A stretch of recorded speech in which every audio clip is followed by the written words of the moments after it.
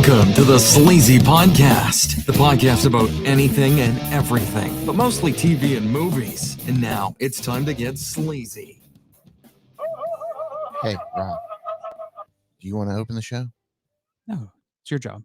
What? You're best at it. You don't want to open the show? No, I'm not that good at it. You are. You're better at it. Oh, okay. Well, all right. It's episode 174, everybody, of the world-renowned Sleazy Podcast. I'm your host, Sleazy, obviously. And tonight I'm joined by my number one, Mr. PBS. Howdy.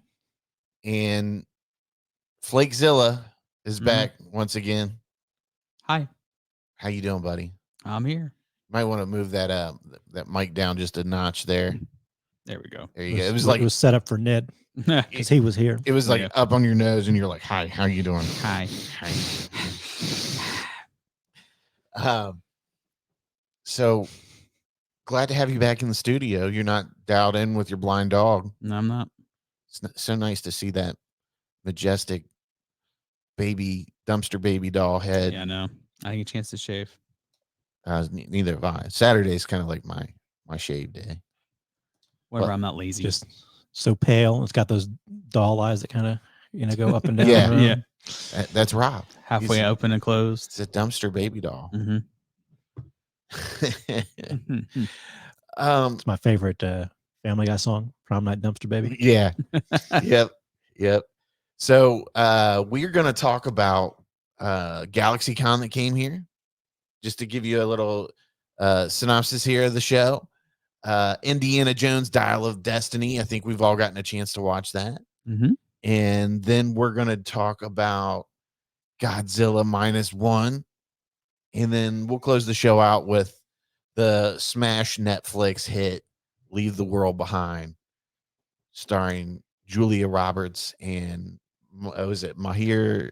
I feel like I can say his name until you ask me to say his name. Yeah, Right. that's how I am. Shahala Ali, Yeah. Mashir Allah. Ali. the And guy then- from True Detective season Yeah. 3. Yes. And Ethan And Hawke. maybe Blade. I hate to butcher his name because it's like he's in enough stuff that I recognize him, and like he's a favorite, obviously, but I don't hear his name enough to remember it. You know, Yeah, I feel like when I'm looking at it, I can say it. Well, I I think see it's him. I know Mashir. it. I'm like, I'm just going to fucking butcher I think it's it, so I just Mahir wanna say it. Ali, isn't it?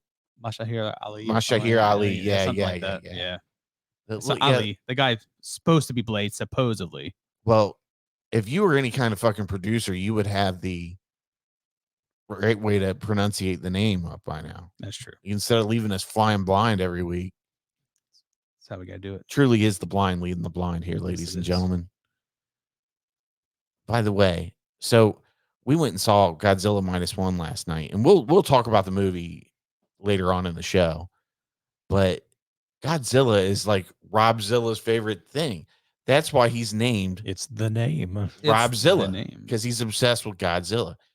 And I sent, we kept hearing all these great things about it. So I sent it, and I was like, hey guys, these are the showings for Thursday. Do you want to go? And PBS was like, I'm down to go. I was just thinking about sneaking out and seeing that the other day. I was literally like the day before you mentioned it, I was listening to some podcast or something. They just kept talking about like, I gotta see this playing around here and when. Yeah. But then Robzilla's like, nope, can't go. Nope, can't go. And I'm like, you bitch. You piece of shit. And then he's like, He was like that. so then he changes the fucking, he immediately tries to change the subject in the chat.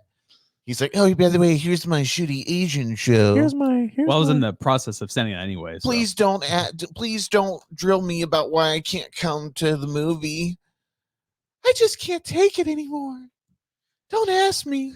They're going to make fun of me, whatever I say. Doesn't matter. I mean, does it really? Sir, do you see this movie ticket? Yeah. This movie ticket right here. Okay. This movie was so fucking good. I'm going to frame it up. And it's always going to be the reminder of when I tried to give the gift of Godzilla to Robzilla and he fucking shit on me. Hugs. Sorry. What was so goddamn important? None.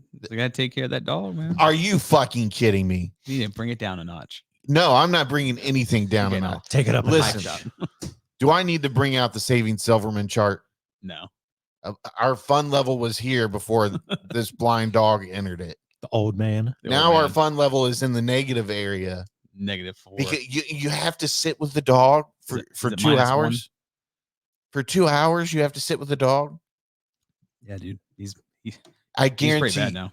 Oh, bullshit, dude. This motherfucker just walks panting. He's gonna die of a heart attack. And you know what they'll do? They'll lay down eventually. They all do that. Have you never owned a dog before and left the house? Yeah, but not one that's blind and has dementia and going deaf. Yeah, I had the same fucking dog. The same fucking dog that ran around the fucking living room like it was the end of the world when you stepped out on the front porch. Yeah, he doesn't run; he just pants. Yeah, exactly. You know what happens? He'll get tired and he'll realize this is futile. He get tired and chuck the deuce. Yeah, he's just gonna fall asleep and shit himself again. Pretty much. Think how bad that dog feels that he has to rely on this guy to keep right. Running.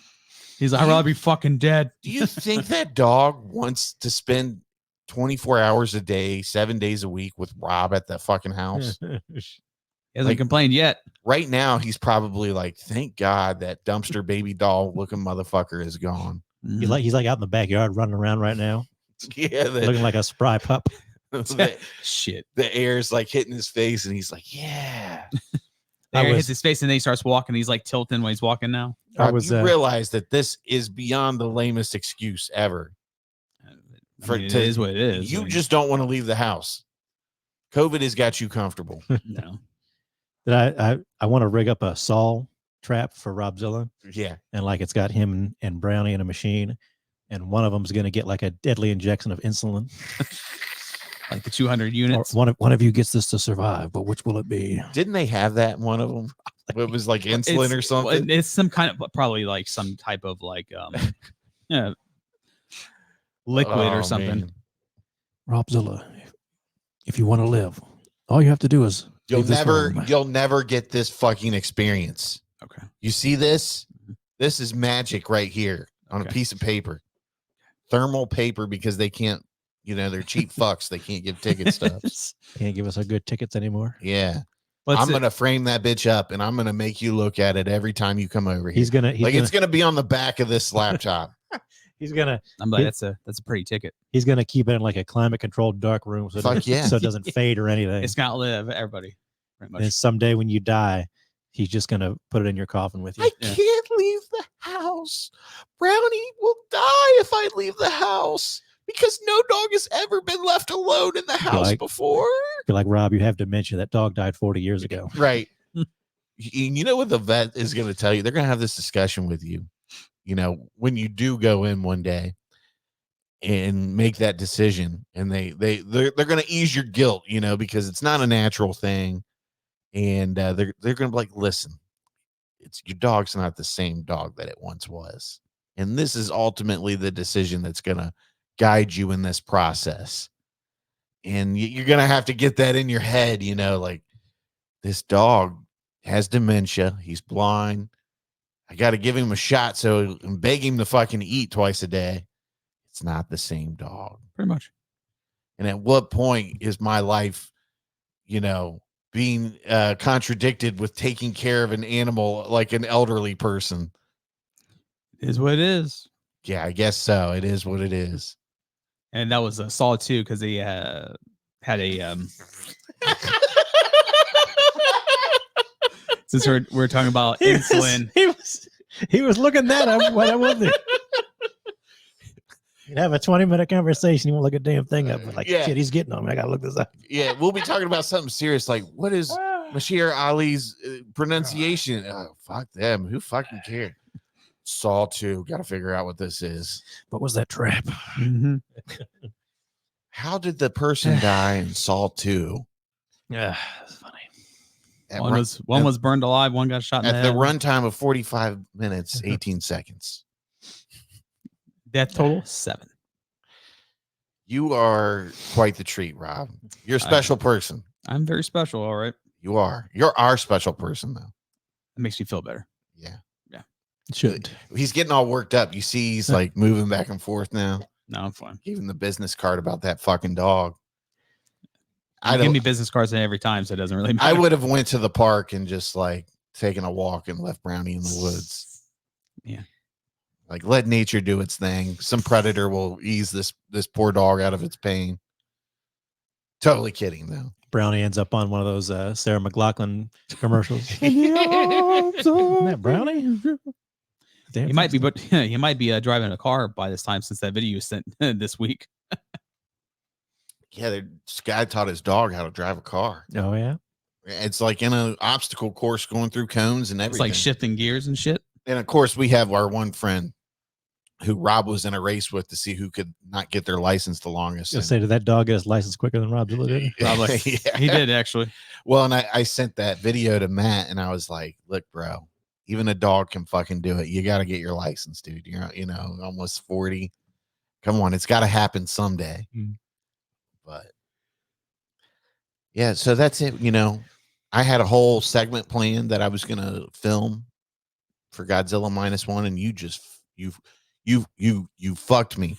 You see what happens Yes. I see. Right. when Yeah, you fuck a friend over like this? Yes. I see. I'm serious as a heart attack here, buddy. I'm listening to you.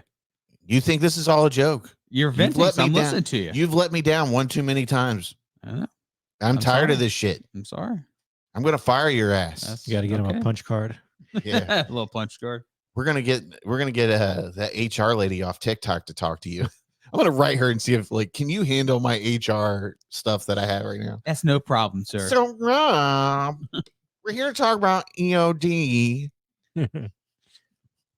End of December. Right.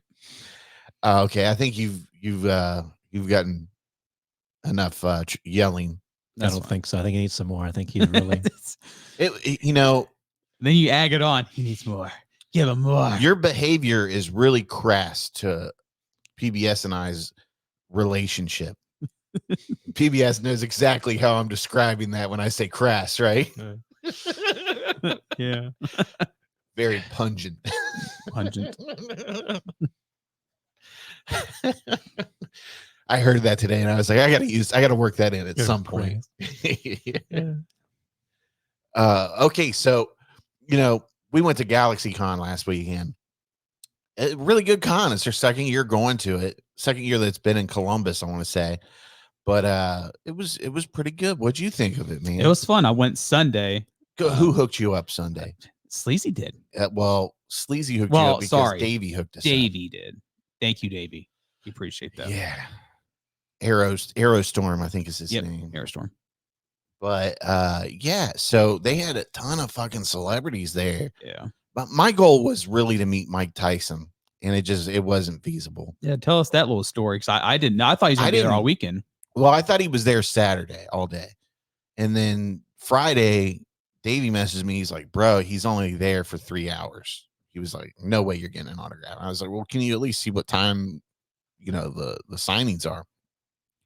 Nobody could figure out what time he was getting to the convention, let alone what time he was signing, what time he was doing photo ops. I'm sure they had the photo op schedule ready, but it seemed like it was just a big catastrophe with him. But we walked in at like 10, I want to say. It was like right on time at 10 on Saturday, right? On Saturday, and his line was halfway down the convention hall, Mhm. and I'm like, "There's no way that these motherfuckers are gonna get anything signed by this dude." No. My watch is telling me we need to record 9. Just X that out. We're doing what we're supposed to be doing. Mhm. But so, and I'm like, these people, they're wasting their time waiting in line, because by the time they move a quarter of this line, he'll have to go and take photo ops. And then by the time he's done with that, he's got to leave. There's no way he can sign all these people. But then, was it Eric? I was there with Eric and his girlfriend, Colette. Mhm. And she met somebody that just got out of the Tyson line when they were trying to meet the Hardys on Sunday. And I guess they said it was the most horrific, I don't know, I wouldn't say horrific, but they said it wasn't a pleasant experience getting his autograph. It was very impersonal. He had his closed off booth like Kevin Smith had last year, except when you stepped in the booth with Kevin Smith, he greeted you. He showed you some fucking love, big time. But they said you would buy a ticket to get the autograph, then go get in line, or no, you had to get in line. Then you got up to the table, bought the autograph. Then you waited in line to get inside the tent. And then you gave your shit that you wanted autographed to the handler, and he passed it to Tyson, and he just scribbled a line and threw it down the table, and you moved. There's no fist bumping. Hey, how you doing today? Thanks for coming out, Mike. You're not to talk to him. Just go. It's all about the money. Yeah. It's just a cash. That's probably his weekend party money or whatever you want to say. But when you meet somebody, you at least want to have some sort of interaction with them. Yeah. Like, hey, how you doing? Even that, Yeah. But it just like you said, get the fist bump or something. Yeah. It just seemed really, really fucked up. They probably had to like make sure that motherfucker is docile, especially to deal with those 4 price people you're paying. Yeah. But we ended up meeting Trish and Lita on Saturday. Yeah. But they had some really fun displays. Like they had a whole aisleway of just shit posed. Like, here's me with some Mars Attacks people. Isn't that cool? Mars Attacks is a great movie. It's the best. It's awesome. Where's my little arrows? They're not coming up here. There we go. So this was Gary Anthony Williams, and he does the voice of Uncle Ruckus for the Boondocks. The Boondocks. And he was on Malcolm in the Middle, right? I believe so. He's in a bunch of shit. He's a Yeah. voice in Rick and Morty, and he does some voices for other stuff. This dude was fucking funny. Mhm. Like, he made the convention Saturday and Sunday for us. Like, and every time we walked by, he was yelling at us in Uncle Ruckus's voice, and he was Mhm. like, "Hey, white people, beautiful white people," and he kept giving Eric shit. Yeah. He was like, "Why are you hanging out with these white people?" Mhm. And Colette steps up. Colette's white, and she's like, "That's my boyfriend." He goes, "Oh, you can do better." I mean, his Yeah. eyes lit up. Like Yeah, excited, he was so just that's like, "Thank you for the material." This is it. Right. It's gold. And he was so cool. I wasn't gonna get his autograph, so I went and got it Sunday when we first walked in, because I was like, I got $300-400 now to get other Right. autographs. You got that Tyson money. You got the Tyson money to fling around. Yeah. So, and he was real cool. He wrote me a nice little message on the autograph. "Eric, you beautiful white man." And there's Sleazy. I always get stuff signed to Sleazy. But he was really funny, really cool. I mean, he didn't have a whole lot of people in it, but it was funny. This dude behind us had a PlayStation shirt on with like the buttons. Mhm. And when we were getting out, he was like, "Oh, you get out of my line with that gang shirt." It's gang signs. It was hilarious. But I'm gonna play a little clip for you here that Eric got a video done with him. So, and I stole this from our messages, so hopefully it's okay with him. Hey everybody, this is Uncle Ruckus. Nope.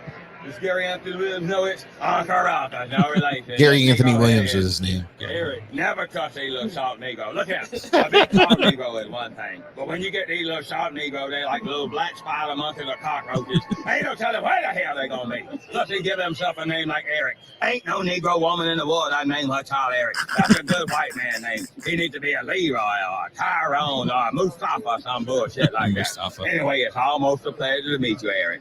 Almost. Yeah, Almost. And almost. Uncle Ruckus and Eric, no relation. I like that. Almost a pleasure to meet you. Almost. Yeah, that's what kind of stuff we say to Rob. Like, it was almost fun hanging out with you. Mhm. Almost. But he was really cool. When we got his autograph, Eric was like, "Man, you didn't even give him the hard of a time as me." And he looked at it, he like leaned down on the table like real quick. And he was like, "What are you not understanding?" Like, he just stays in character, man. And it is hilarious. He looked like he was just having a fun time, anyways. When even nobody was there. He was cool. He sat and talked to me for a good 5 minutes after I got his autograph, and he was like, "Oh, you having a good time? Who'd you get?" And I gave him my card, for the show, and he was like, "Oh, I'm gonna listen." They all say that, but Yeah. who knows if they ever do. But he would be so cool to fucking talk to on a show and just get to know him and hear his story. But then we met Lita and Trish Stratus, if this wants to launch. Yeah, so there you go. They were both great. Very personable. Really nice. That's Black Eric's. But there's Robzilla on Sunday with Trish. Does my man Robzilla have both his hands in his pockets meeting Trish Stratus? Yes. Yeah. God, no touchy. Yeah. Look at this majestic pose here. Oh, you know, I had to get a nice little like wrap around with them. Right, just a little shoulder touch. But let me tell you something. They know how to work you too. Oh yeah, they do. They Yeah. know how to work you and like Yeah. get you talking and stuff. Trish was like, she saw my shirt and well, she asked me who I wanted my autograph written out to, and I was like, oh, to Sleazy. And she saw my shirt. She's like, oh, is that your show? And I said, yeah. And she's like, well, what do you talk about? I said, well, we talk mostly of movies and TV, and we do some crazy news every once in a while. Well, what's some crazy news? She made me do a segment for her. Yeah. And I had to tell her about the dude shitting in the Pringles can. And she was like, well, that makes sense. It's like the perfect shape to hold a turd. And I was like, yeah. She was like, how'd they catch him? And I was like, he was on camera just launching the fucking can. And she was like, you can't get away with anything now, can you? I was like, no. And the whole time I'm just like thinking, like, if you only knew the things I've done to myself thinking about you Since back I in the was day. 13 years old. There's you with Lita. Lita was really cool too. Mm-hmm. She was like, when I went up and there's me again with where's the tax? There's me with Trish. Shoulder touch of a lifetime there. Oh yeah. Yeah. You can see, look at that. That smile's worth $1 million. But and I don't even know how old she's got to be. What in her 50s? No, she's like late 40s. I checked. Is It was she like late 40s? 40s? I think she's like 46, 47. She's close enough to 50. Yeah, but I mean, she's not 50. Boy, how young was she then when she was actually on Raw? You know, got to be in her early 20s. Yeah, 47. Yeah, still looks great though. But her and Lita both look great. she's like a yoga instructor and stuff too. Does a lot. Oh, of well, I yoga. mean, she's she's always been a fitness model. person. Yeah. Yeah, she was super cool too. Lita was awesome. Yeah, it was so nice meeting them. I mean, they ruled the fucking. You know, they pioneered women's wrestling, obviously. Back in the Attitude Era. Yeah, you know, Lita was kind of. I don't want to say she was the first, but she was definitely one of the few that was taking high risk to, high risk moves for women. You just didn't see women do moonsaults and stuff a whole lot. There's Rob with your boy from What We Do in the Shadows. What's his name? His name is Guillermo, but his real name's Harvey Gillian. I think it's pronounced Harvey Gillian. Yep. He's really cool. He seemed like a sweetheart. Tell us about your interaction with him. There's like nobody there for him. I think there was like one person in front of me. So then I was like, sweet. So I knew it wasn't going to be long. So I got up there and, want to make it out to Robzilla. And he's like, oh, Robzilla. He's like, are you storming and destroying villages today? I said, no, it's Sunday. I can't be doing it on a Sunday. He's like, is it the 7th day of rest for Robzilla? I said, it is. You should have said, but I do have atomic breath. So you might want to watch out. Might want to watch out. See, I'm like your Karen. What We Do in the Shadows. I'm the bitch in my group too. So I'm like the gizmo in my group. Right. Did you hand him a business card? No, I didn't. So I brought the whole box of business cards. I had to reorder them because, we just dispersed them everywhere in the show. But I was like handing them out to people. And you wouldn't believe how hard it is to hand somebody a fucking business card. Like, I was just like, I was standing in the middle of the aisles and somebody would walk by and I would hold it out and I'd be like, hey, you want this? And the guy would be like, no. He was looking at me. He's like, why would I want it? I was like, oh, it's just a business card. He was like, for what? I was like, a podcast. Have fun. And just flicked it at him. But I got to the point. You got to get it like just like throw it in their bags as they walk by. So I got to the point where I was standing in the area where everybody was just kind of, they would stop because it was an area where you could stop and kind of chill out and get your bearing straight. Right. So anytime somebody stood by me, if they had a fucking jacket with a hood on, I fucking put the card in their hoodie and then I was flicking it in their bags. And I must have put 20 cards in people's bags that they probably didn't even know. Was he flipping the cards like Gambit? Oh, I wish, but I was like sneaking up and it became a challenge after a while. Like how much longer can I get away with this? Did you watch Catch Me If You Can too to get inspiration? No, I sure card didn't. scene. But super fun time, and because I didn't get Tyson, I actually think I got something I enjoyed a little bit better. Like you got the bullshit with Gary Anthony Williams. And then I went and looked for some artwork. I found some artwork and I think I have that on here. Hold on a second. Let me see if I can pull this off of Facebook real quick. I'll show it. But Charlie Cox and Vincent D'Onofrio were there from Daredevil. So I went and got a custom piece of artwork. That's what I like to do. I like to, because you get to support the artist at the same time. Right. And then you get to have something unique that not everybody else has. Like people were grabbing the Netflix Daredevil cover and getting that autograph. Right. But Saturday, you couldn't get anywhere near these guys. Yeah. And Sunday, I walked right up, and I even fucking bullshitted with Charlie Cox for a little bit. Yeah, no way was there. I think maybe like 1 or 2 people before you went up there. Maybe. Yeah, I mean, it wasn't a wait at all. Let's see here if I can go here. Do do do do do do do. I can't remember. Did I share that? Let me take that off. The screen, ladies and gentlemen. Thought maybe you put it on one of them, maybe not Facebook. Might have been your Instagram, maybe. Yes. Your photos. There it is. Boom shakalaka. He's on fire. He's on fire.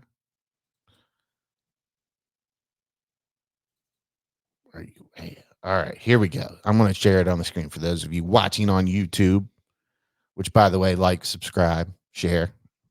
If All you that stuff. Yeah, if you do that. But there's what I got. I got this custom artwork done. I forget the guy's name, but he was super cool. Yeah, we got his business card, so he's a super nice guy. Yeah, and he was like, "Hey, if you do get them to sign that, can you come back here and take a picture?" I was like, "Sure, dude." Yeah. So I went back and took a picture for him so he could post it.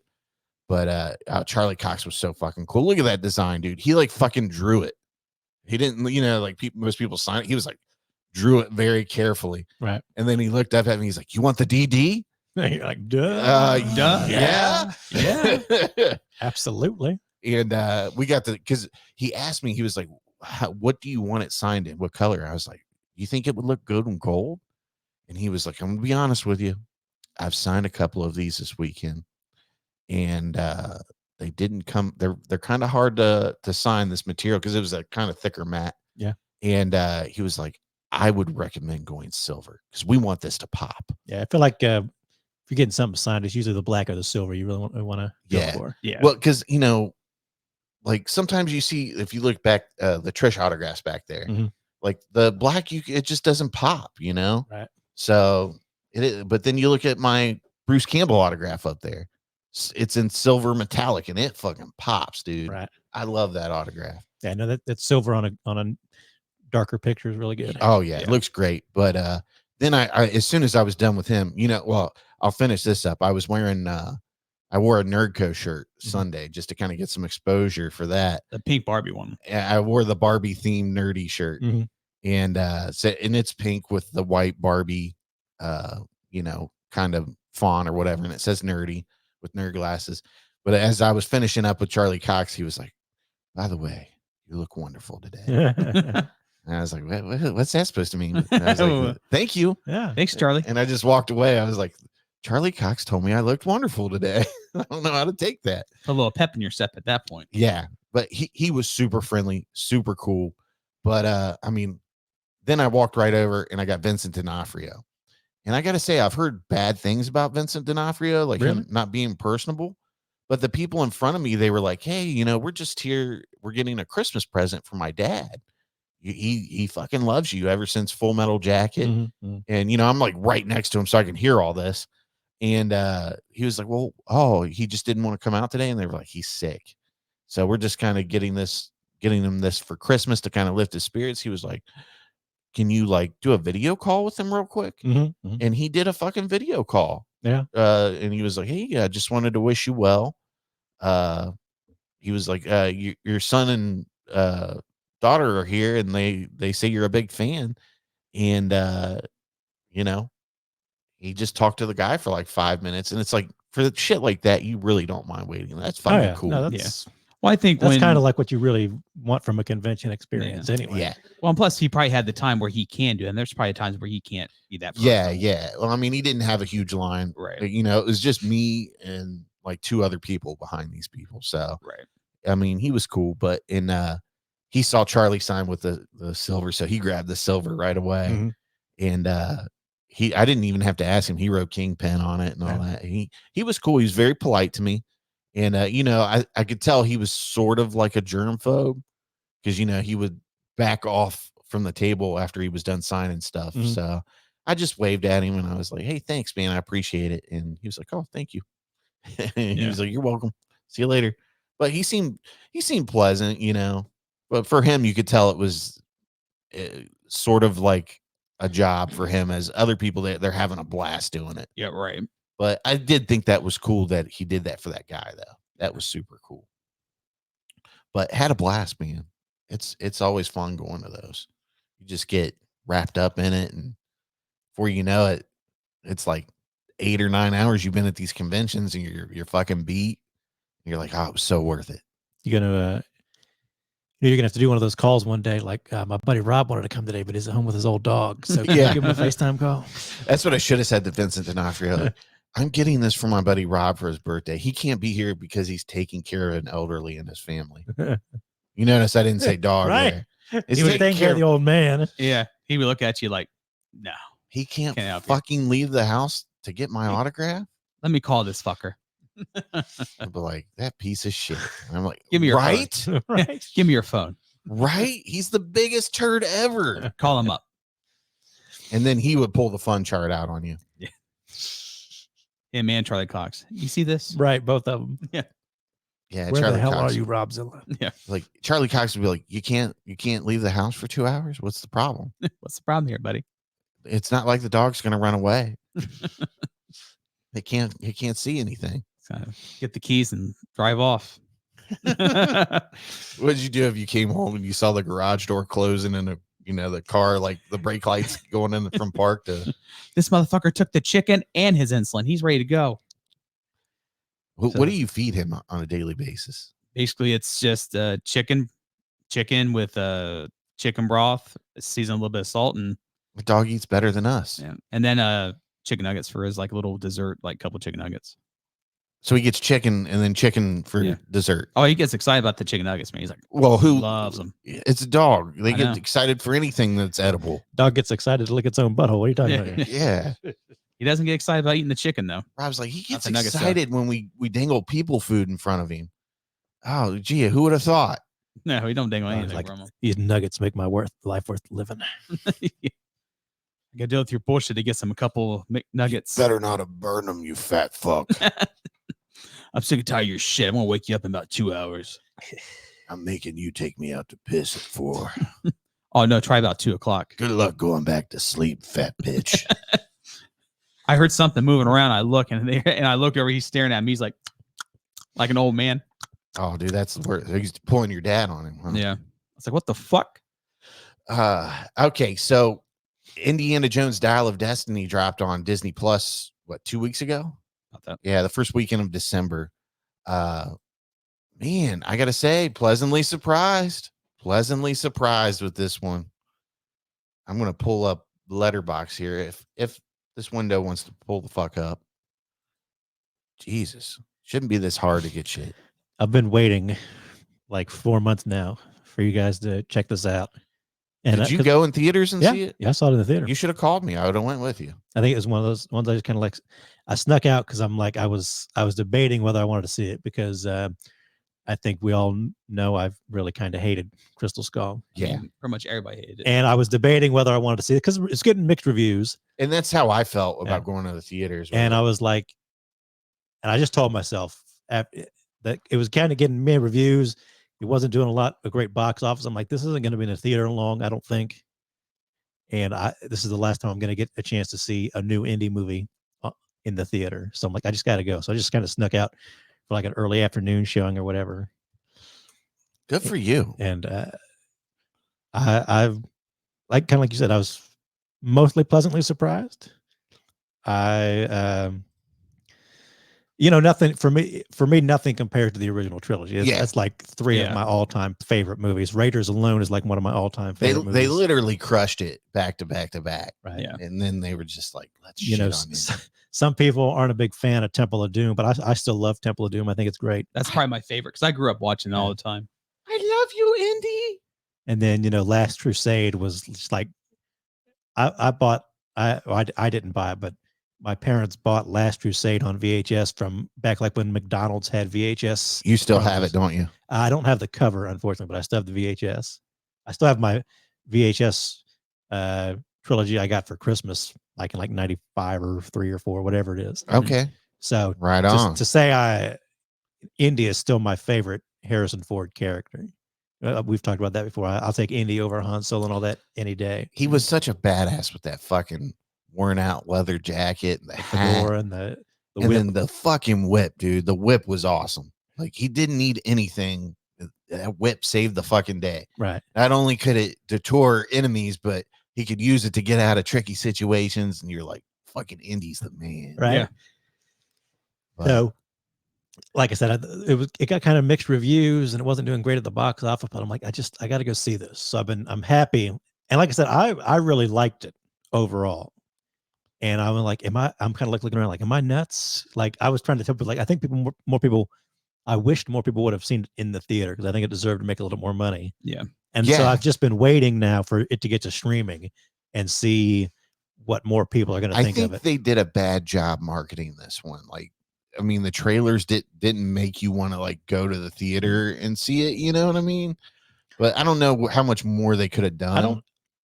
I don't remember the trailers too much right now, but I feel like they really should have hyped it like a lot more. Like, this is Indy's last adventure. Go see this thing. Well, I remember Yeah. seeing the trailer, but it was like very scarce. It wasn't like nonstop, like back to back. You see it like every other 5 Yeah, I seconds. feel like- or 10 seconds. I just wish the trailer had been a little different.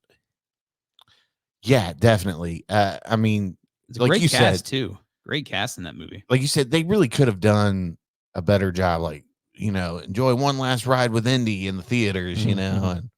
but it just makes me sad that it didn't do well. But what else can you do? You know, Like I maybe said- they shouldn't spend as much on these fucking movies. Oh, that was a big thing. The thing, like that was the big deal this year, is that like Indy and like Mission Impossible were like $200 million movies. Yeah. For very, like, you know, Mission Impossible kept paying people during COVID and all that too, so that inflated everything. Like, that's still a lot of money. Yeah. No There's matter some- what you do. There's some damn good scenes in this movie, though. I mean, Oh yeah. that beginning That first like 20 minutes. where they're on the train, I was like, this feels like fucking Indiana Jones. Right. That was the big sort of like the big CGI thing, is they Yeah. CGI'd. I'm pretty sure Harrison Ford was playing Indy yeah, in the opening. and they did They de-aging. CGI'd him to be kind of younger, and I think for most of it, it looks good. It's kind of like a darker scene anyway. It looks good when he's just sitting down or standing up. Well, moving is But- kind of grainy. It's kind of No, doesn't you, look- you just please don't cut me off. Let me finish. Okay. Let me finish here. You got me? Yeah. No, I'm just kidding. Dude. Go No, so like when he would get up, you could tell it's geriatric Mm-hmm. Indiana Jones, but they had the de-aging going on, you know. So like that part, it was like, you know, like The only bad thing about it was they used current Harrison Ford voice. Yeah. So even if he looked good young, you could, you're Yeah. with it. With the you're sound. thinking like, how many hours of footage or audio of Harrison Ford's voice is there in the indie movies and all the movies? They couldn't de-age the voice a little bit. Use one of these AI right. generators for the voices. Yeah, like you could tell, like it looked good, but you could just tell it was geriatric Mhm. Indiana Jones. So, In a few spots, yeah. But they made it work. That's the important thing. They made it work, and it wasn't overly annoying. right. And like you said, that first 20 minutes, I felt like I was watching an old Indiana Jones movie. Absolutely. It felt like something that could have been right out of something in between Raiders and Last Crusade and all Yeah. that. And I almost wish like they'd just done that as like a short film or something at some point. Yeah. And I think it would have been done really well. It was intense too, just that first 20 minutes and the situations he was in. Who doesn't want to see, Indy going against the Nazis one more time? And the ending, all do. man, that where you get to see what's her face, and you're Yeah, like, Marion. thank God Yeah. they had to have her in it. I had a little teary eyed. It's like, oh well, She was so hot back in the day, wasn't she? Karen She's still Allen. good looking for her age. Mhm. But man, it's just what a good movie, man. If you're an Indiana Jones fan, you're gonna love this movie. I was when it first came out. I don't remember. I think it was after I'd seen it. I was like going through people's letterbox profiles, and I was like finding people who rated this one really low. and going to see what they thought of Crystal Skull. And like anybody who like, oh, Crystal Skull's like 4 or 5 stars. I don't like Dial of Destiny. I was like, I put their name on a list. They're going down sometimes. That was just, That's my hit list. I feel like anybody who likes Crystal Skull better than Dial of Destiny, I don't know what to tell you. Yeah, I mean, Dial of Destiny or Crystal Skull, it was still a Spielberg movie, but I don't. Well, the quality is much better on this one, and I don't. This one just seemed more well put together. Like I said, my big gripe with it is they did that the thing where they just kind of made Indy's life kind of miserable. Yeah. So that they can kind of make it better by the end of the movie. And that was like my one big gripe. And that kind of goes back to Crystal Skull as well. I don't like that they made Shia LaBeouf his son, his long lost son, because you watch Last Crusade and Indy has a bad relationship with his father and it's kind of better by the end. You think if they were going to give Indy a child, Indy would have wanted to have been in the child's life. And I think that was really kind of he wouldn't have been a deadbeat dad, right? Mm-hmm. Yeah, he might have been off adventuring and all that sometimes too, but maybe he didn't know. Well, that's what it was. He didn't know, and I didn't like that decision, and that kind of transfers into this movie a little bit. And that was like my one big gripe. Like, why does Indy have to be kind of miserable? Because I don't see that character as like a person who gets self-pity. He's like a character that gets knocked back and kind of gets back up again. Mm-hmm. And I kind of wish they did that. I understand obviously for the narrative why they had to do it this way. That was like my one big gripe, but everybody was good in it. The direction was pretty good. I wish we'd have got like maybe one more ride with Spielberg if Spielberg really wanted to do it, but since he didn't, that's okay. You can't. I'd rather somebody who not do it if their heart's not going to be in it. He was busy making the Fablemans. Leave him alone. Right. He had important stuff to do. So yeah, I really, especially now that it's just streaming on Disney Plus, I really hope more people check it out, and I hope more people give it a chance. Yeah, definitely. I mean, listen, we talk about all the time like these streaming services, so much, but it's like you pay for this, what, $10 a month or whatever, and it's like renting 2 movies. So get your money's worth out of it, and then cancel it. So I'm hoping now that it's on streaming, it'll kind of have a second. I'm hoping to see a lot more people be like, oh man, I can't believe I didn't see this in the theater. It'll have a second coming of some sort. Yeah, you'll feel fulfilled. I just want to be vindicated. Yeah, I had that feeling after I watched it, like, man, I missed out not going to the theater and seeing this. But it was solid. So you gave it a 3.5. I gave it a 3.5. Yeah, I gave it 3.5 stars. It was, it was above average good. And then it surprised me how good it was. So I gave it another half. Like I said, it was never going to be a classic indie film. Yeah. But I thought, given Harrison Ford's age and everything, they got just about everything out of it they could have. What'd you rank it? 3.5. 3.5. 3.5. It's a sexy sweater you got on, buddy. I know. Just want to throw that out there. Mm-hmm. So buy the merch. Who's sitting with Brownie tonight? Tracy. Okay. Just want to make sure. Mm-hmm. Do you think did she feed the dog or did you feed him? No, I fed him. How do you know she doesn't leave when you're gone? I think she leaves. Well, I get the ring notification if she left. So what if she sneaks around the block and leaves? I don't know. She leaves. She leaves. So. Goes out the back door and has her friend pick her up down the street. That's fine too. Okay. It's like, we got this guy fooled. You've been hoodwinked. I know. That's got to be. She meets up with her friends. She's like, can you believe it? He sits with the fucking dog all week while I go out and do shit. Hey, she just takes the dog over to the neighbors or something. Yeah. Brownie, go to the neighbors. Get out of here. Okay. She pays like the little girl down the street to watch it. I'll bring you some chicken nuggets home. Right. That's the payment. All right. So moving along, we're gonna talk about what we were talking about earlier. Godzilla -1. Bro. You see this fucking ticket right here? This is a ticket of fucking magic and memories right here. And you'll never get that shared experience with us again with this movie. This movie was fucking amazing. Amazing. This is the movie you've been begging to see. I know. If you're a Godzilla fan. I know. But goddamn. So it's a Japanese film, so it's all in subtitles. So some people that might not be there Cup their of cup tea. of tea, but Get over it. get over it. It's a great fucking movie, man. And they made this for like $10 million. Everybody kept saying 15, and then you shared that article where Yeah, it was the guy, it was the guy 10. came out. He was like, "I wish I had $15 million to make Right. this movie." But PBS and I mean, you've seen a good movie when you stop out in the parking lot and you're like talking about the movie and what you enjoyed about it. And, Godzilla doesn't look terrible in this, and the way the movie's shot, it's in the right at the end, the tail end of World War II. Right. It's sort of a prequel Yeah. to all the other Godzilla movies in a way. Yeah. At least you can take it as a prequel, or you can take it in its own. It's almost universe. like I feel like in a way it's kind of one of those reboot Yeah. Right. deals. That's what the dealies. kind of people got to feel over that.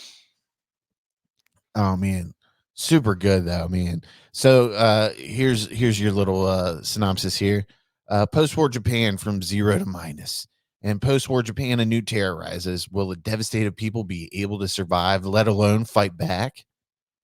And it is good. I gave this movie 5 fucking stars. That's how much I enjoyed it. That's great. That's how much I enjoyed it, man. PBS, if you had to rank it, what would you I think I give ended up giving it a 4 stars. Yeah. Which is pretty good for me to give a new movie 4 Yeah, stars. that's what I was gonna say. Let But- alone like a Godzilla movie, anyways. I took into consideration the fact that, number one, it's just a well done movie, all the from start to finish. And number two, there's it's a foreign film, so you don't know anybody in this. It does one of the hardest things for any Godzilla movie to do, and that's for you to care about The people, yes. And it had such a small budget and it wowed me so much. I had to give it 5 stars, man. Because like we talked about yesterday, like even the parts that you can notice where the CGI might not be, what you would be accustomed to in a big Godzilla movie, it's still not bad. You're kind of like, I'm still into the movie and I don't fucking care about what that looks part like. of the thing is the director is a VFX guy. Yeah. And I think from the outset he had a certain vision.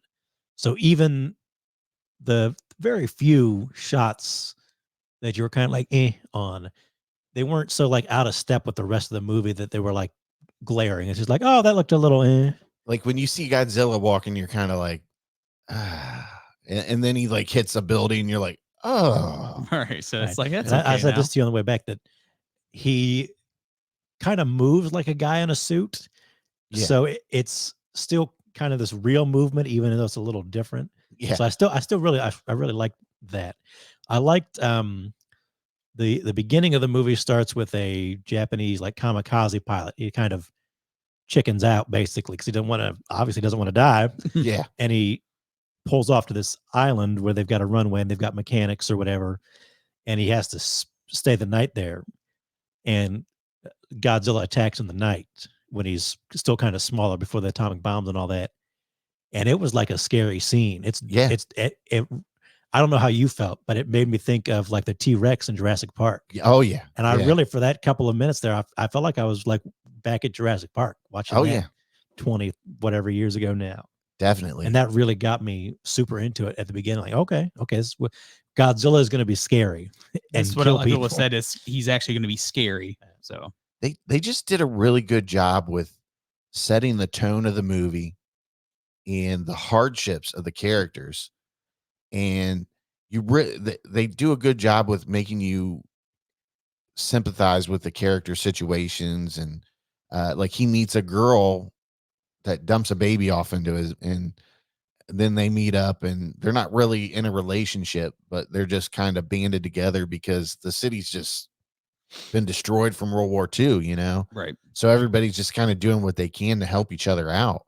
But and you just really they show you how their relationship progresses over the time, and then Godzilla comes back into the picture and you're just like, I don't want these people to get fucking hurt. And you probably didn't hear me because I don't think I audibly did it, but there's a scene into the movie where the female lead is like, I need to get a job to help provide for our little family. And she's like, it's a job in the city. And you see Godzilla walking up on the city, and you just see her on a train, and you know what happens to people on trains and Oh, Godzilla yeah. movies. And I almost like audibly just went, and like she's toast. Like you're just the first thing in your mind, like she is toast. That's a wrap. Get off that damn train. Yeah. It's kind of funny because like there's a part where the train's going and Godzilla just like the timing's impeccable. He just like stops and looks at it. It's just like, oh fuck, dude, these people are done. But There's a scene where Godzilla's like walking through a field, and he walks through like the big house that's in the field. And I'm just like, this asshole, he could walk around the house. This one house in this big ass field, and he walks through it. And it's just so many little moments like that yeah, is what really kind of like kept me into it. but I mean, they just did. This guy that made this movie did everything right. What's the guy's name, Rob? Look it up real quick as I have the laptop in front of me, but I'm setting up for the next segment. But he just did everything right, from character development, plot, the action, the effects. I mean, it all just wrapped in together, and it just fucking popped and worked. A lot of people have been talking about, there's the scene where lead character goes to work on a like a minesweeper boat, Yeah. and eventually they run into Godzilla at one point. And it's people keep comparing it like Jaws in a way.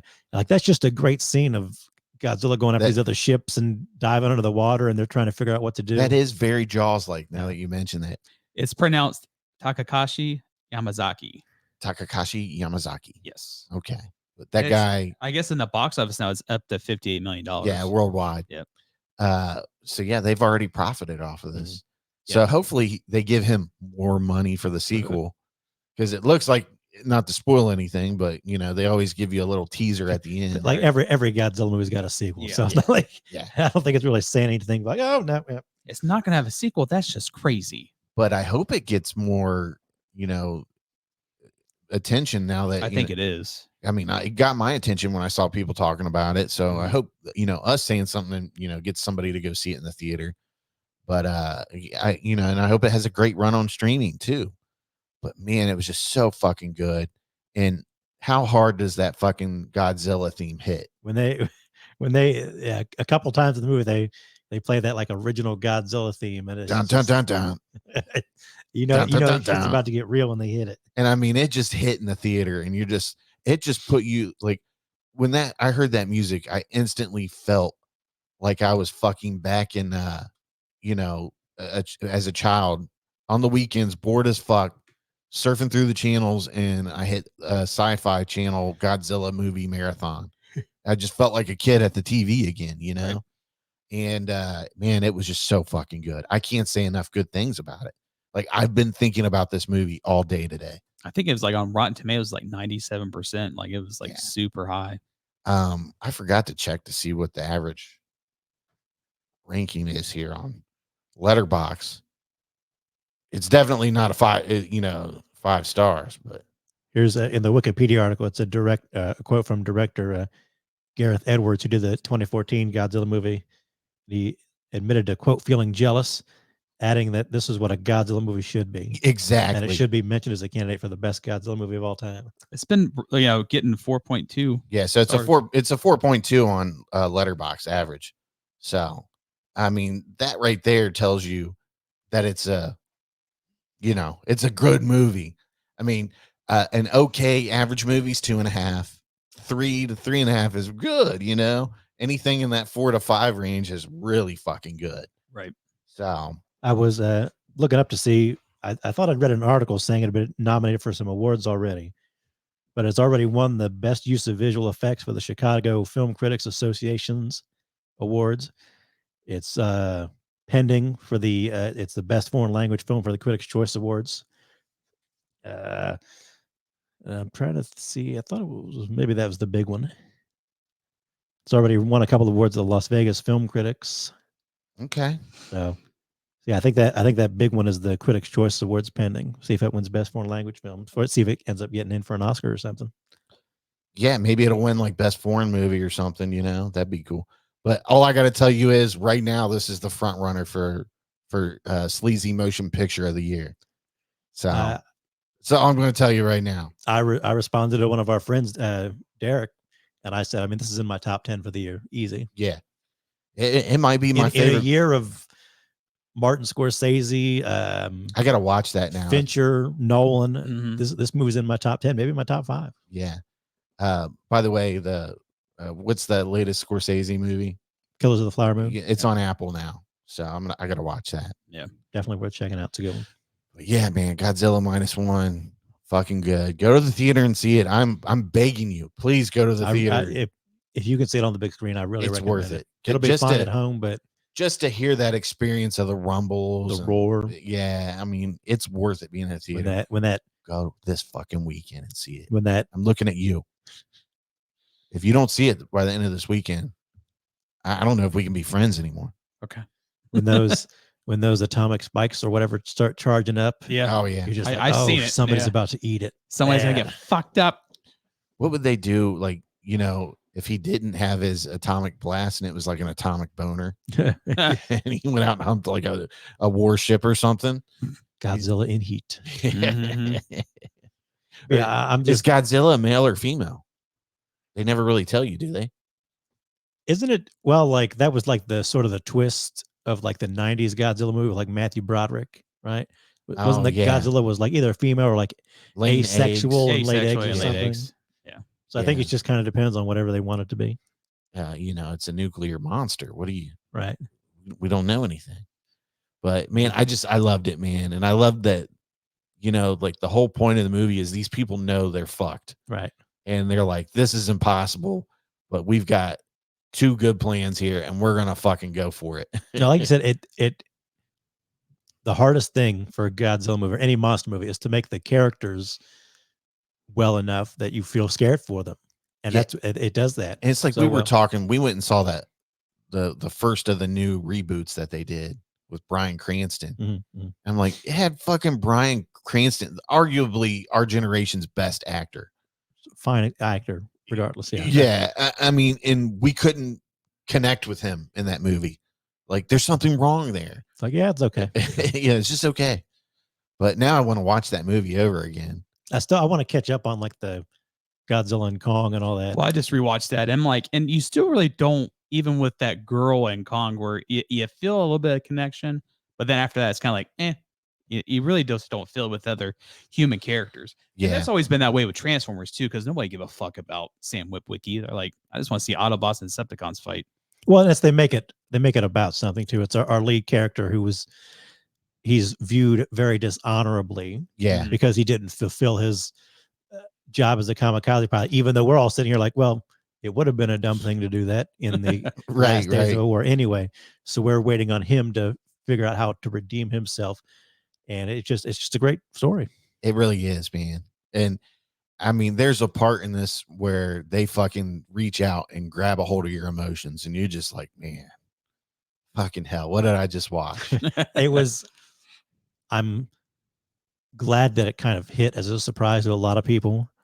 And I told you right after that I was going through reviews earlier in the day, and it always kind of hits my mind. I'm like, man, is this going to be overhyped? Because I try to look at reviews from people I follow and think I agree with a lot of times. So I'm like, Yeah, this is getting a lot of good reviews from people I trust their opinion.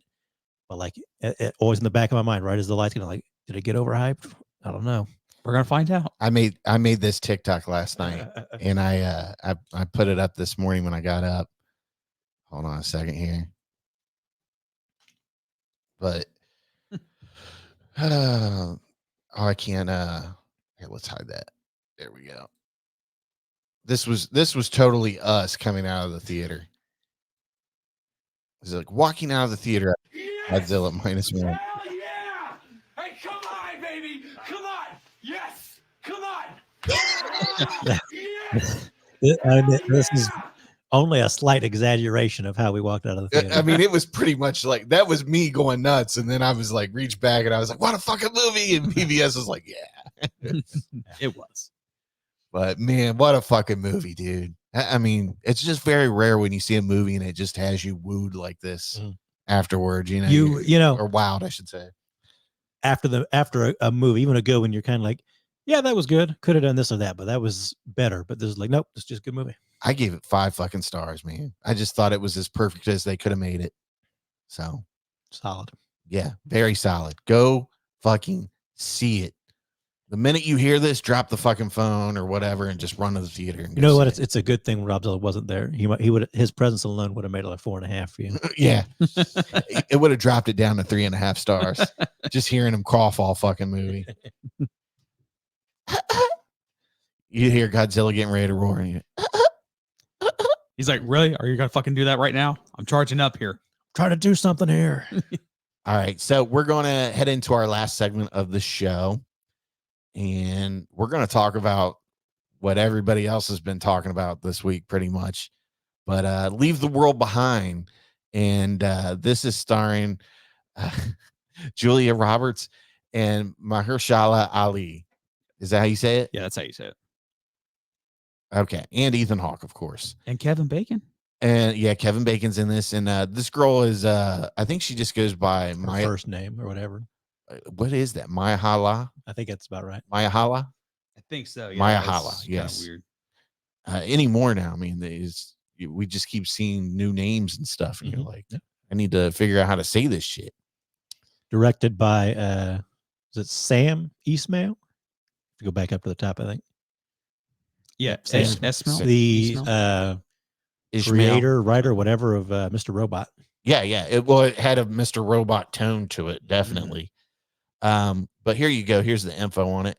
There's no going back to normal.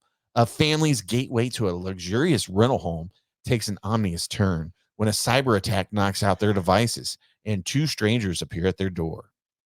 And so basically, that's Mahershala and his daughter, Ruth. Yeah. And so his name in this would be GH. That's right. And they show up in the middle of the night, kind of, and they're like, hey, stuff happened in the city, and we figured we'd just come back to the house, even though you're renting it, and we just want to stay here until things get over, and then we'll get out of your hair the rest of the weekend. And I like that scene. I wish I'd be interesting to have some female perspective here, because that whole so Julia Roberts and Ethan Hawke and the two kids go rent the Airbnb. Yeah. And then they see like a ship end up like beaching Oh, itself. yeah, they're on the Oil beach. tanker. Yeah, oil tanker. They're on the beach, and they're just fucking sitting in their chairs, and this oil tanker's just like runs aground. pulling right up, not stopping. And they're like, we should get up and fucking move. And sure enough, it just hits the beach.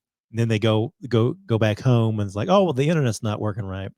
We need to reset the router. And then in the middle of the night, almost, that's when they show up, and they're like, oh yeah, this is actually our house. And you're kind of like, is it? There's no pictures or anything, so it's kind of like, what are they doing? They can't get on the internet and look this dude's profile up. And he's like, well, I've been emailing you all week. And she's like, you could have done, anybody could say this. Yeah. Right. And well, let me see your ID. Julia Roberts is like really skeptical about it, maybe doesn't want to let him in, and Ethan Hawke just kind of lets him in. And I was just thinking, my girlfriend says that about me like all the time, like I'm too naive about people or whatever. Yeah. And I'm like it would have been so her kind of movie right there. Of like, no, we can't let him in here. And Ethan Hawke is like, well, I mean, it could be he had a key to a cabinet. It's probably their house. How can we tell them they can't come in their house in a way? Yeah. And I'd be curious to hear a female perspective on that. Would she just be staring at you the whole time? Like, And just full disclosure here, if you haven't seen the movie, now is probably your time to dial out for the week and come back and revisit this one after you've already seen it. Before we get there, I will say it's really tense. That's what I like about this movie. It is very tense. I compared it a lot while I was watching it to what was the M. Night movie, Knock at the Cabin? Yeah. It had that vibe to it. It's very much, Knock at the Cabin is these people show up and say, hey, you have to kill yourself, or you have to kill one of you, or the world's going to end. Right. And that one, they have their TV and stuff, and you can see that there are weird things going on in the world. Whereas this one, they make it a point that we don't show you the outside world. We just show you what's going on, like right around. They literally have no fucking idea what's going on. And then that's the suspense. Yeah. And like I said, with them shut up in the night, do they live here? Are they even people? Or, because it gives you that vibe. Like, is this an alien thing going on? Is this this thing going on? Yeah. You don't quite know where it's going. And even maybe until right toward the end, you kind of figure out what it's going to be, what kind of thing it is. And that tenseness throughout is what really kind of kept me into it. Yeah. Well, what's even the demeanor with Ali's character too? He's just super calm. It's like, and then Sandra Bullock's character is like, what the fuck? No, what? Like Who? Sandra Bullock. I mean, not Sandra Bullock. I was like, what the fuck is he talking about? Julia Roberts. Julia Roberts' character. It's just how skeptical she is, and which you would be at that point as well. Got you all flustered. I know. Oh yeah, dude. There's a scene though that I really enjoyed. Like I said, I gave you my warning. This is your last warning. If you haven't watched the movie, just we liked it. We thought it was good. yes. If you don't want to know more, tap out now. Yes. Okay. So your warning's done. We're getting ready to spoil this. But anyway, so there's a scene where she's talking to Ali, and she's like, I fucking hate people. And I'm just like, this woman's so goddamn relatable. Yep. But I mean, like you said, very tense movie. And it's funny because they have kids with them, obviously, too. And every once in a while, there's like some kind of sound going off, and it like, I mean, it just cripples everybody. Yeah. And you know, the kids in particular are struggling with that sound, but they end up crossing paths with Kevin Bacon's character. And he's telling all these things. He's like, what do you people been paying attention to the past couple of years? He's like, they use frequencies to attack us, and then they're going to do this, and then they're going to do that, and pretty much they're going to start a civil war to bring the country down. He's very much not quite a doomsday prepper type, but basically he's prepared, survivalist type. Yeah, He's ahead of the curve. He's going to make it a little bit more than your average person. Yeah, if shit hits the fan. But it's kind of funny because the kids are like, the internet doesn't work anymore. And the little girl, she's like, I'm on the last episode of Friends. That's the funny thing about that. I need to get a signal so I can finish this. I need to know what happens with Rachel and Ross. Yeah. Yeah. But and there's like, like we talked about last night in the car, like the shit with the animals.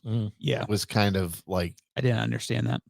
Well, I think the idea was that they, with things having happened, it disrupted the animals' like normal patterns, like their migratory patterns.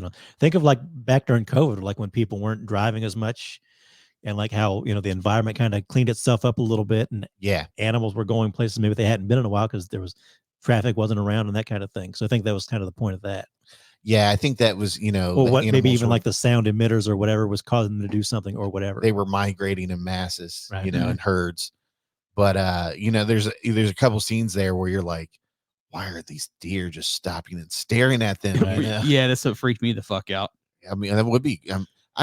We had about 9 deer in our yard one time, and they were just laying the fuck down.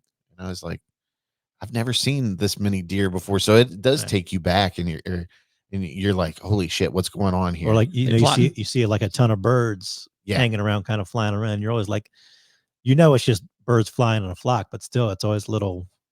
Is this a precursor to something that's going to happen? Like, we talked about it on the way back in the cars. Like, animals kind of know sometimes when like things are coming, and you're always like, you see birds kind of flying around, like, is something are those flamingos? Yeah, right. I didn't think they were going to let them in at first until something else bad happened. Right. I figured they were going to sneak in, but when he went up to the cabinet and unlocked it, I was like, oh, they got to let him in now. Right. I mean, who else has a fucking key and knows where that key works? Yeah.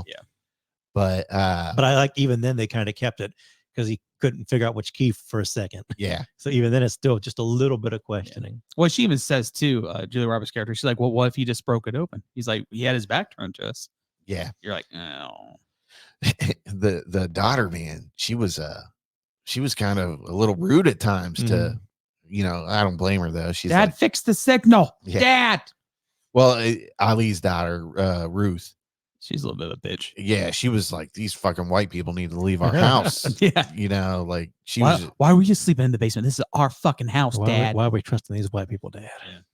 Yeah, you know what though? If he would have handed me $1,000, I'd have been like, you can have your bedroom back, dude. I'll go down the basement. Yeah, that's no problem. But yeah, I mean, the movie is just so tense, and then it's kind of one of those movies where it ends and you're kind of like, they leave it for you to kind of take how you want it to end, you know. But obviously the movie ends, you know, they're looking for the Julia Roberts' daughter, and she's like, Rose.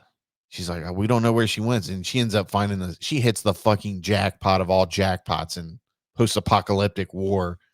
But she finds a house stocked with every kind of fucking Food. candy and cereal imaginable, and she's pigging out. Kevin Bacon's character even tells him like, well, your other neighbors, you know, they got like a secret rich person bunker put in. So they're rich. And she goes down into that bunker and she finds all kinds of shit. Got their DVD stash. What's the first thing she looks for though? Friends. And she pops on and puts that final episode. The last one. Yeah. And the movie ends. So, and I like how people are like, do you think they made it to the bunker? Why wouldn't they have made it to the bunker? Well, they keep having, you know, Julia Roberts' character and Ruth, like, oh, well, she's got to be in the house that's over there. So I'm assuming that's where it's at. Yeah, they're right there. They're literally on their way. They just stopped, you know, because of the deer incident. But I mean, my interpretation of the ending is, they find the bunker eventually. And I'm sure they find it after she's watched the finale to Friends. It's like, okay, I'm good now. Yeah, because the real question is what happens then? Do they just all hide down in the bunker, or you know?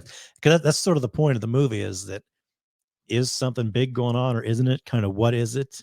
And we obviously never learn exactly what it is, but we've got a decent idea. They give you an idea. They sprinkle little things in. Like, we obviously know there's some kind of cyber attack, because when they try to leave the house, they try to get on the freeway, and the freeway is just blockaded off with nothing but new Teslas. That was a really great scene. Yeah. That was creepy, wasn't it? And then she's like, get in the fucking car. In the fucking car. But honey, and is Ethan Hawke's character seem like a fucking stoner? He's just like all laid back. Like, he's just a naive guy. I think he's just a laid back. Yeah. Whatever his deal is. He's a laid back, you know, upper class white guy.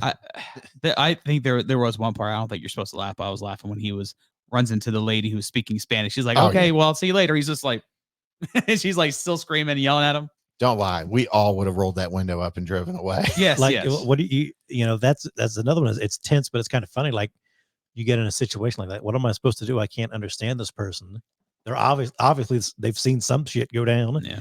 But I don't know what I can do. I've seen too many movies where the person lets that person into the car and then they slit their throat and take everything. Yeah. So I'm just, you know, as friendly as that lady looked, I just couldn't take the chance of.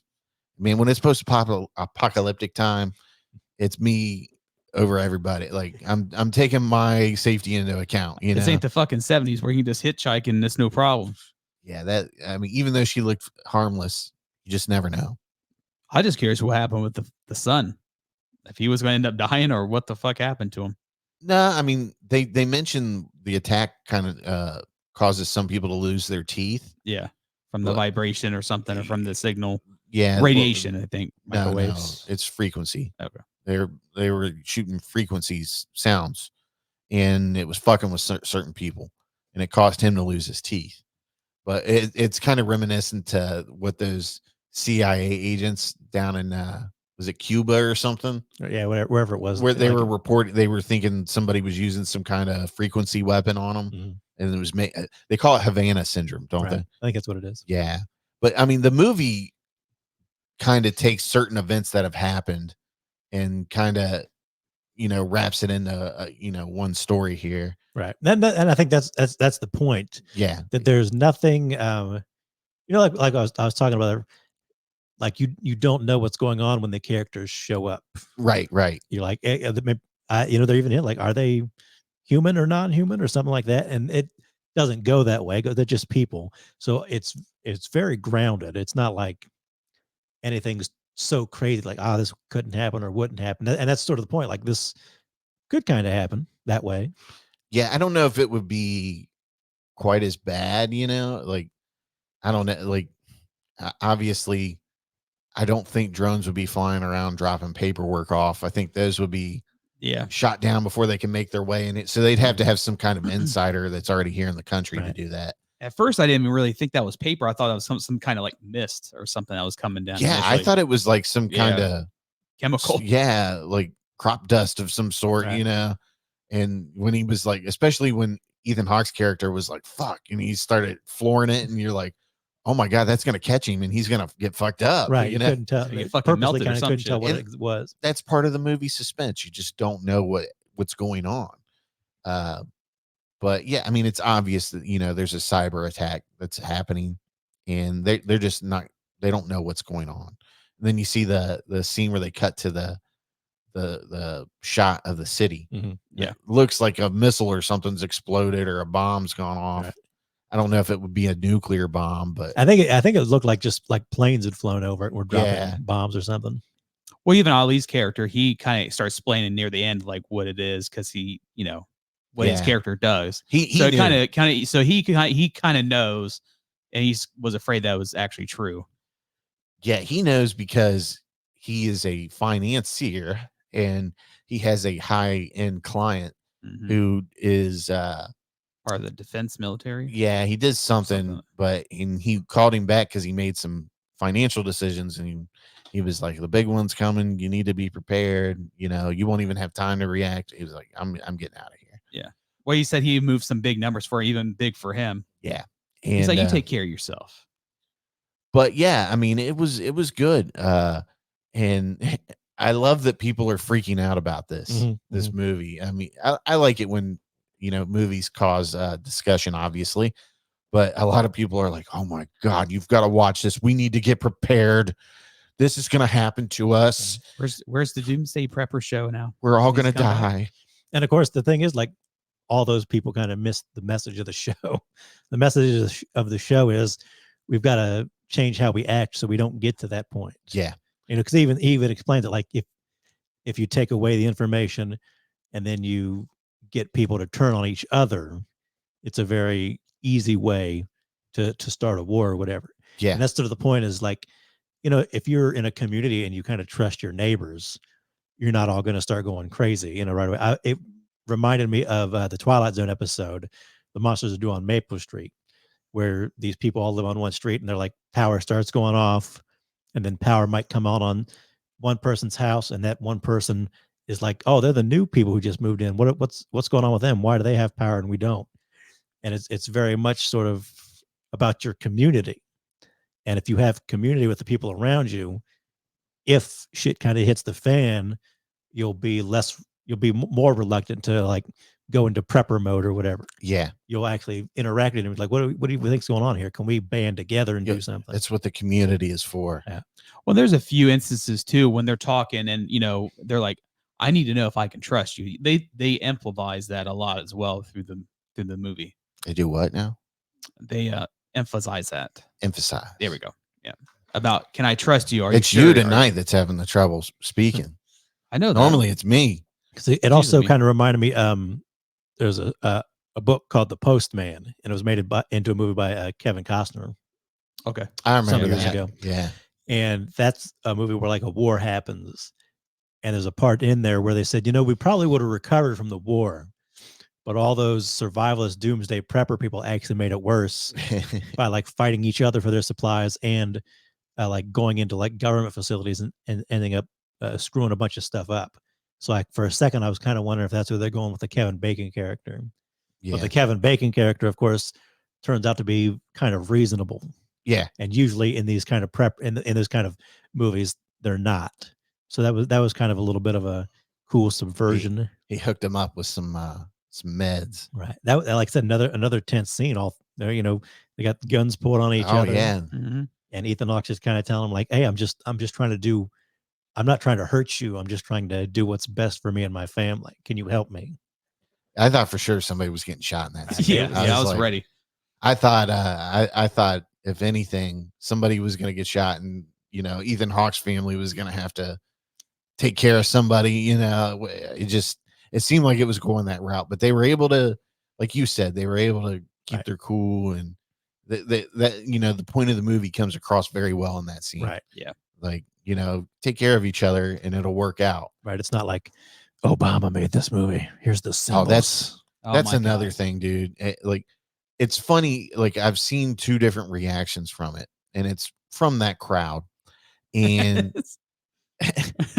it's like, oh my God, reaction number one is, oh my God, we need to fucking prepare for this shit. It's going to fucking happen. World War III is going to happen. And this is how it's going to be. Right. They want to sort of double down on being the Kevin Bacon characters. Yeah.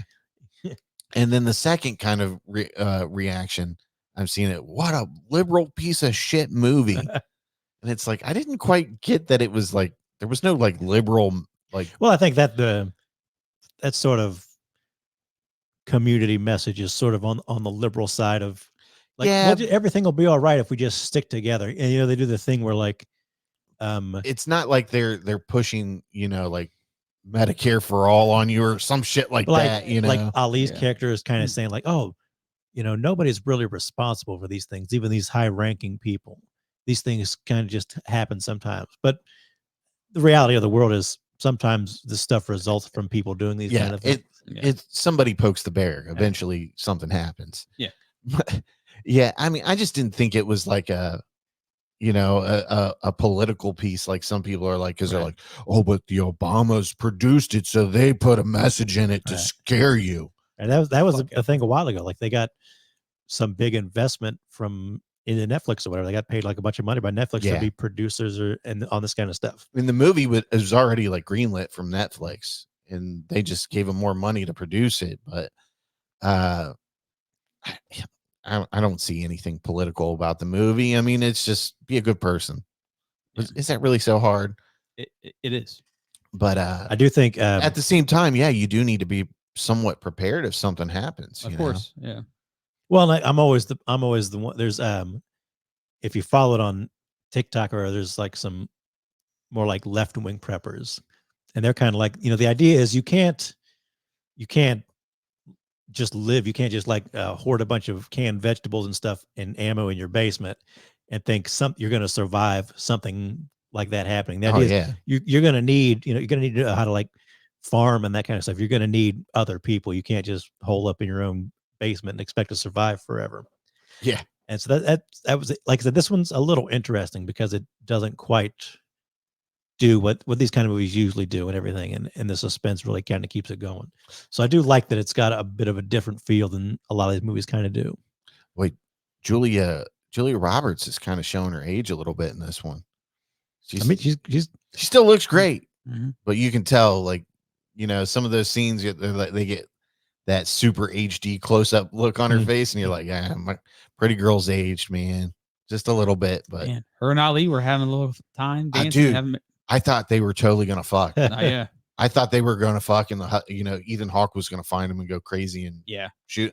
Like that's there's so many scenes in this movie where you're so tensed up. You're like, no good can happen out of this interaction, even if it's positive, because she's starting to come around. She's been the bitch the whole movie. She's like, I don't like people. You're growing on me. They put on this fucking they're in his music room or whatever, and he's got a whole wall full of records, and she puts on some hip hop from like the 90s or something. And my God, was that like the whitest white girl dance you've ever seen? Oh yeah. And I'm Whitest just like, the white. It was cringeworthy how bad Julia Roberts was dancing right there. I'm like, they couldn't make her dance somewhat better. I mean, come on. It's how real people dance. Yeah. Well, even the interaction with Ruth and Ethan Hawke's character, like, they're relaxing, they're smoking weed. I'm like, what's going to happen here? And then, like, after that, she's like talking to her dad. He's like, and plus he wants to fuck me. It's like, how is that? I didn't quite get that. It's like, if anybody needs to die, it's going to be you, because you're the one who's causing the problem. She was a bitch. Yeah. She's the problem. I did like when she sat down and she was like, you want a hit of this or something? Is that she offers him, doesn't she? Yeah. Yeah. And he's like, what's in it? And she's like, weed. And I got a good chuckle out of that. But boy, man, their son was going to town in that picture, wasn't he? Yeah. Man. She comes back in, she's like, he wants to fuck me. And it's like, what did you get out of that? Like, well, even Ali's character is like, he's like, even look at her. He's like, what the fuck are you talking about? Like, the man's just out there trying to catch some rays and relax, and it's like sort of relax away from the situation and calm down and clear his mind. She's out there fucking bothering him, getting him high. So you fucking your students. See, there you go. Yeah, she's the problem. He's like, no, like, what are you talking about, lady? It's like the Truman Show. What are you talking about? What are you talking about? Well, even the fucking deers, man. Those deers creeped the fuck out of me too. They're just standing Yeah, there they were staring like, creepy. I don't know if that was the CGI being a little wacky and making them look extra creepy at that moment, but yeah, the deer were fucking weird. I thought I saw somebody put like the Tesla scene on Twitter, and like maybe Elon Musk responded Oh wow. in kind of like a positive way. And so we're like, didn't you see the movie? It was like the Tesla thing was bad. Yeah. It was bad that they were autonomous vehicles or whatever. At least they didn't hit anybody because they moved. They were trying. Yeah. keep I up I there, thought that Elon. was Keep one of up. my favorite scenes in the movie. Yeah. Just thinking about how something like that might work. Yeah. And that was creepy because you're just like, what the fuck's going on at this point? Like you just didn't know how to wrap your head around the situation. Yeah, because I was like, where are all these fucking weird ass white cars? I'm like, where's the bodies? Yeah. And then they're like, and you see Tesla, I'm like, wait a minute. Yeah. When she Self-driving's looks fucked up. Yeah. when she looks at the thing, I'm like, oh fuck. Yeah, like the shit has hit the fan, man. Hey, honey, someone's coming. Get in the fucking car. Get in the fucking Yeah, car. they're coming all right. Because nobody's in that motherfucker. Yeah. So I gave it 3.5 stars on Letterboxd. I gave it 3. You gave it 3? Yeah. Yeah, I was a 3.5. I Yeah. was really into it. Yeah, it was good. But you can catch that on Netflix. So And I feel like this is another good example of cast. Like, I feel like these certain people who played the roles, if they wasn't in, I don't think I'd been nearly as good.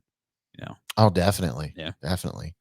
But I don't know. I think the movie had a nice tone to it to where they could have moved some people in and Yeah, out. no, I of it. thought it was directed well. Yeah. Like I said, the tenseness is what it's really all about for me. Yeah.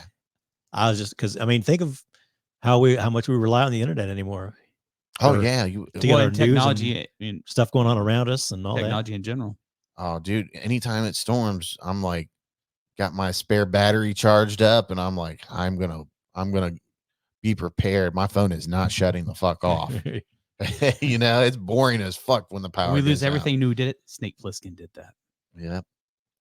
But that's all we have for you for episode 174 of the world-renowned Sleazy Podcast. My Final episode of the regular season. Yeah. Next week will be. Well, next week's our holiday episode. Yeah. So I mean, really, the Sort of the last episode. final regular episode of the season. Yeah. So, and we'll be back next week for another episode, our Christmas episode. I'm not sure what we're gonna do, how we're gonna do it, but whether we play a Christmas game or we do some Christmas trivia.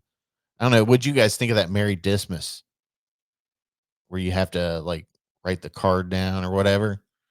I'm down with whatever. You didn't Sure. even fucking look. Yeah, But, we'll have to see what we can I'm do. sorry I inconvenienced you from opening your phone or from you having to hit the circle and go up and look at the message over TikTok. Well, you fucking did. I'm kidding. Yeah, obviously. No. But yeah, we'll figure something fun out to do next week to kind of get you in the holiday spirit. And then we'll be back in the new year. Mhm. So, because, the Buckeyes play the 29th when we would normally record. So I'm going to watch that. But yeah, we'll be back in the new year. Have to be putting together some of like our top 10 of the year list and that kind of stuff. Yeah, we can do that. But as always, my call to action is to share the show, like, subscribe, Comment on the to YouTube. social media stuff. Every little action you do affects the show. So Let us know your favorite holiday movie. And TV show. yes, comment on and let us know what you want to hear. So we used to do where we let somebody pick the segment of the night when we did pre-shows. So maybe we'll do some of that or something. we need to get on to trying our TikTok lives or something. Yeah, we can do First that. of the year. Yeah. But yeah, just interact with us because that helps get the show back into the algorithms and stuff like that and helps other people see it. And we actually did get somebody tagged the podcast on Instagram. It was like, you guys need to listen to this. It was good. Yeah. And so I messaged her and I said, thanks, because it shows up in your messages when somebody tags you. And I was like, hey, how'd you find out about us? And right on Apple's homepage. So it was a recommended show. And I was like, that's kind of fucking cool. Yeah. Like gotta rate, like you said, rate and comment on Apple and Spotify and all that. And you can do that on YouTube and everything.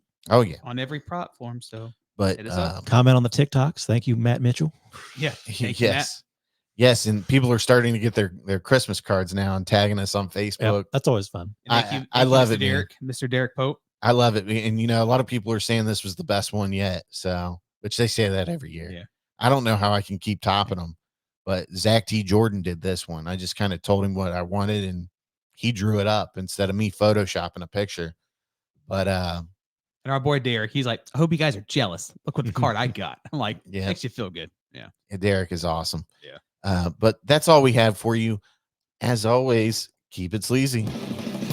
Thanks for listening to the Sleazy Podcast. Make sure you hit the subscribe button and remember, listen to Sleazy.